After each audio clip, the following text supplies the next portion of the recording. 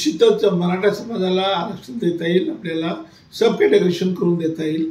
जसं मराठा, कुणबी, लेवा पाटील, पाटीदार आणि राजपूत या समाजाचे गट करून त्यांना आपल्याला आरक्षण देता येईल। 9 ते 10% आरक्षण देता येईल आणि ओबीसी समाजाला सुद्धा धक्का लागणार नाही। त्याच वेळेस आपण बाराबलुतेदारला सुद्धा 3% आरक्षण वेगळं त्यांची मागणी आहे ती पण करता येईल।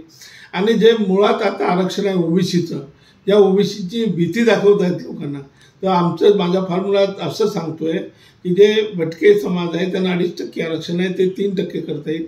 जो विमुक्त समाज आहे त्याच्यात बंजारा, वडर वगैरे आहे त्यांना 3% आरक्षण आहे ते 4% करता येईल। आणि धनगर समाजाला 3.5% आरक्षण मिळालं आहे त्यांना सुद्धा 4% आरक्षण करता येईल।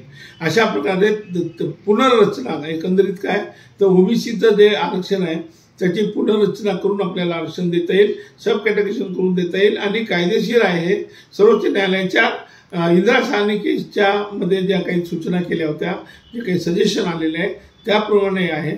परंतु दुर्दैव आहे की आपलं महाराष्ट्र गव्हर्नमेंट माझ्या या फॉर्म्युल्याकडे बघायलाही तयार नाही।